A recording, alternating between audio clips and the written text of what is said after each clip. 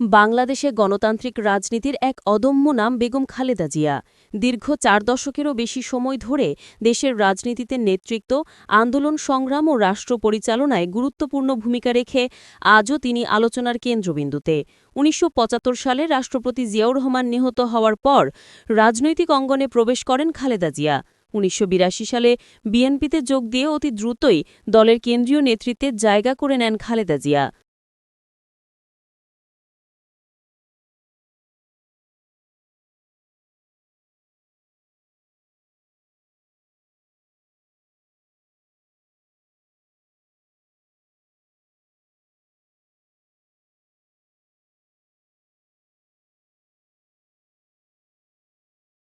১৯৮৪ সালে তিনি দলীয় চেয়ারপারসন নির্বাচিত হন এবং তখন থেকে আজ পর্যন্ত তিনি সেই দায়িত্ব পালন করছেন।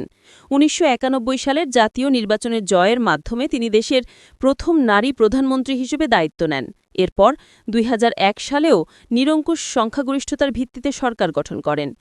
বিরোধী দলে থাকলেও গণতন্ত্র রক্ষার আন্দোলনে তার সোচ্চার উপস্থিতি তাকে দেশের সবচেয়ে গুরুত্বপূর্ণ রাজনৈতিক নেতাদের একজন হিসেবে প্রতিষ্ঠিত করেছে। রাজনৈতিক বিরোধ, আইনি জটিলতা ও স্বাস্থ্যগত সমস্যা বিগত দশকে খালেদা জিয়ার রাজনৈতিক পথচলা ছিল কঠিন। কারাবাস ও ধারাবাহিক মামলার মধ্যেও তিনি দলকে নেতৃত্ব দিয়েছেন।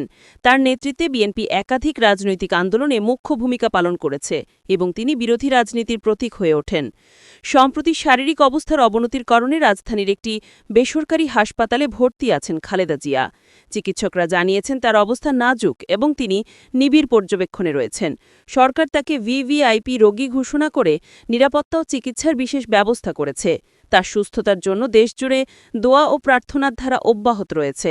চোখের দৃষ্টির বিভ্রম হচ্ছে, বোঝা মুশকিল হয়ে ওই যে গণভবনে কিছু ইয়ে ছিল না, সিকিউরিটি ছিল না, এই কালারে।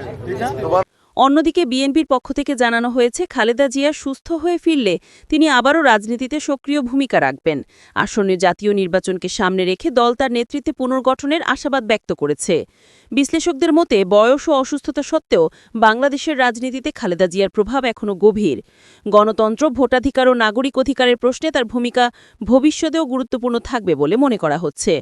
দেশের রাজনৈতিক অঙ্গনে খালেদা জিয়ার উপস্থিতি শুধু একটি দলের নয়, বরং সমগ্র দেশের রাজনৈতিক ভারসাম্যের জন্য তাৎপর্যপূর্ণ, এমন মন্তব্য রাজনৈতিক মহলের। জিয়াসমিন আক্তার, চট্টগ্রাম।